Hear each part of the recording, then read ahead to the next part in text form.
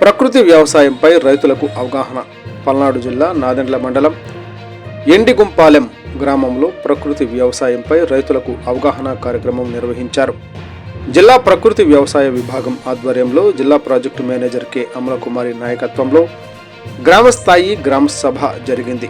ఈ సందర్భంగా రైతులకు ఆర్డీఎస్ కిట్లు పంపిణీ చేసి పిఎండిఎస్ విధానం వల్ల నేల గుల్లబారడం తగ్గి కార్బనాస్ శాతం పెరుగుతుందని, వానపాములు సూక్ష్మజీవులు అభివృద్ధి చెంది నేల ఆరోగ్యంగా మారుతుందని వివరించారు.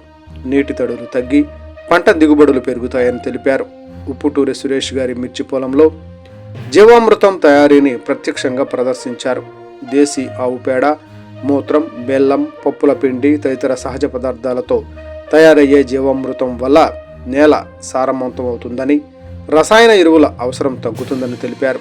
ప్రతి 15 రోజులకు ఒకసారి జీవామృతం పిచికారీ చేయడంతో పాటు నేమాస్త్రం, బ్రహ్మాస్త్రం, దశపర్ణి కషాయం వినియోగించాలని సూచించారు.